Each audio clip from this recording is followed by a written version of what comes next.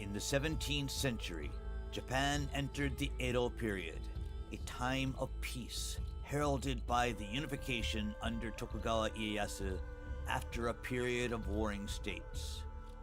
It might seem at first glance that with the major conflicts ceased, the townsfolk lived their lives in tranquility. However, the reality was quite different. They lived in fear of something on a daily basis. That fear was rooted in Tsujigiri. During the Edo period, it was a common occurrence for townspeople walking in less populated areas at night to suddenly be attacked by someone wielding a sword. This constant threat instilled fear in them daily. But who were the perpetrators of these Tsujigiri? Astonishingly, they were samurai. In this chapter, we will explore a seldom discussed, darker aspect of the samurai, known for their moral code and loyalty, the practice of Tsujigiri. In the early Edo period, the atmosphere filled with the violent ethos of the warring states period still pervaded, and public order was disturbed. One of the causes of this disturbance was the criminal acts of Tsujigiri carried out by some samurai. With the cessation of major battles in Japan, samurai no longer had roles to play in warfare, and those who could not adapt to the new era began to commit crimes. Additionally, at that time, there was still a clear distinction in status between samurai and townspeople, with the townspeople having a lower status. Tsujigiri was primarily conducted at night. Samurai would suddenly appear in desolate areas during the night and slash at passing townspeople. This act was rampant in Edo, the then center city of Japan, disrupting the peace. Tsujigiri was mainly attributed to the actions of young samurai of the rank of Hatamoto. Some young samurai with hot blood and a certain status would go to less populated places at night to commit Tsujigiri. It was not uncommon at that time for corpses cut down by Tsujigiri to be found in front of samurai residences. There is a symbolic story from that time about Tsujigiri. It revolves around the famed swordsman Yoshioka Kempo, known for having fought with Miyamoto Musashi. Once, a young samurai was conducting Tsujigiri at night, calling it a test cut of his sword. On a dark night, an old man happened by. Thinking he had found an easy target, the young samurai stealthily approached the old man and swung at him, but the old man dodged at the last moment.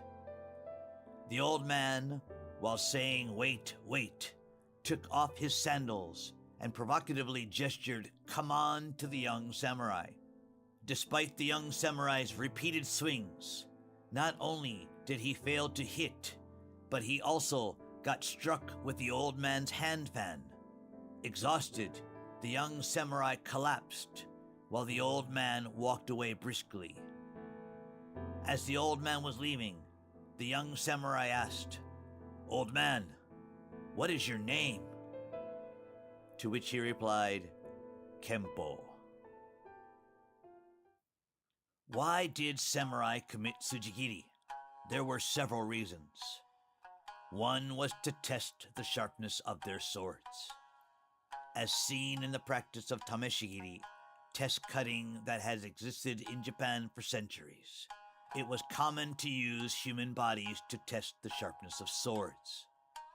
Although ethically problematic, using human bodies for test cutting was considered rational by the samurai, since swords were meant to cut through flesh in practice. Other reasons included venting frustration, robbing money or valuables, and testing one's martial skills. These reasons were all selfish, and there were samurai who committed Tsujigiri as a means to make a living. Due to the frequent occurrences of Tsujigiri, in 1602, the Tokugawa shogunate, the ruling government at the time, prohibited Tsujigiri, enacting severe penalties for those caught, including execution after being paraded through the streets. This parade, known as hikimawashi, involved the condemned being immobilized, placed on a horse, and publicly led to the execution site with a sign stating their crime, thereby demonstrating the consequences to the public and deterring similar crimes. This measure reduced the occurrences of Tsujigiri.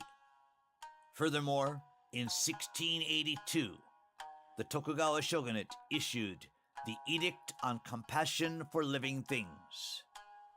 Intended to encourage respect for life, it was issued several times, prohibiting the killing of living beings, including cattle, horses, dogs, and birds.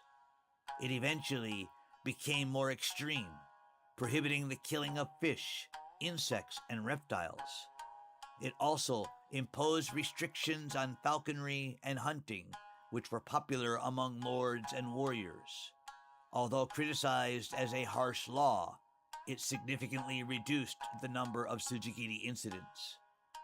As culture began to flourish and merchants gained wealth and influence, the power of money became paramount, making it increasingly risky for samurai to recklessly attack townspeople. While Tsujigiri was a clear criminal act, in the Japan of that era, samurai were legally allowed to kill commoners under certain conditions through a system known as kirisute gomen. This was a privilege exclusively granted to samurai under the laws of the shogunate. So, what distinguished Tsujigiri from kirisute gomen? Kirisute gomen allowed a samurai to legally kill someone, typically a commoner, if they were subjected to intolerable rudeness or disrespect. This system functioned to clearly delineate the social status between samurai and commoners. What constituted intolerable rudeness could vary from one person to another, but generally included deliberate physical collisions initiated by commoners or acts of obstruction. It is said that some townspeople would intentionally provoke samurai as a test of courage. Kirisute gomen had two aspects. It served as a means for samurai to restore their honor when defamed, and as a form of self-defense against life-threatening attacks. However, kirisute gomen was rarely exercised in practice due to the risks involved for the samurai. After performing kirisute gomen, a samurai was required to report the incident to authorities promptly and undergo an investigation. A witness to prove the justification of the act was necessary, and without a valid reason, the samurai could be punished severely.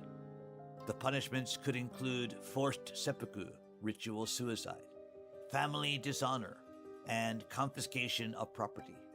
Thus, the system of kirisute gomen required a high level of commitment and readiness to face the consequences, underscoring the risk involved even for the samurai who invoked this privilege. The most infamous samurai known for committing Tsujigiri was Hirai Gonpachi. His story, while highlighting the brutality of Tsujigiri, has also been passed down through generations as a tragic love tale and has become a popular subject in kabuki theater. Gonpachi was a samurai born in the early Edo period in Tottori Prefecture. His story begins with him killing a colleague who had insulted his biological father.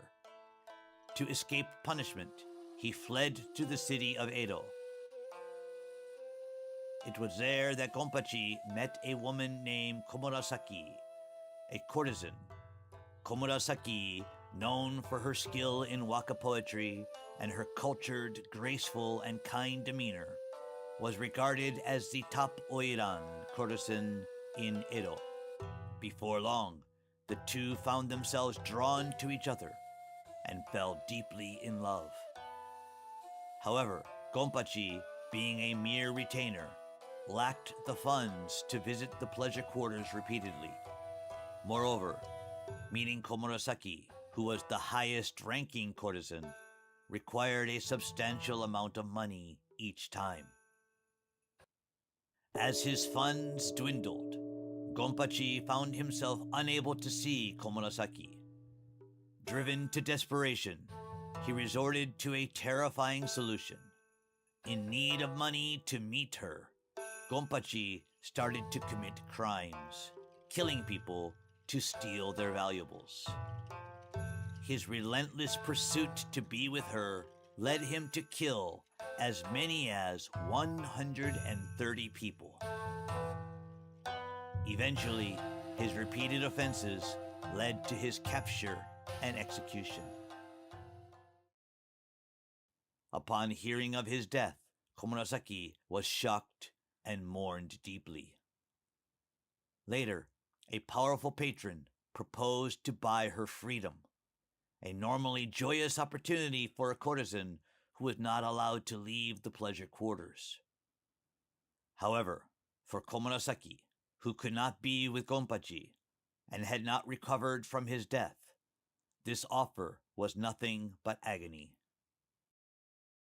It is said that Komurasaki, the top courtesan of Edo, committed suicide at Gonpachi's grave in Toshoji Temple on the day she was to be bought out. Subsequently, a memorial mound for them was constructed at the temple. Today, it has been relocated and exists in front of a temple in Meguro, Tokyo. We hope you enjoyed this exploration into the world of Japanese swords. Don't forget to like, share, and subscribe for more exciting content about the history of Japanese swords. Until next time, sayonara.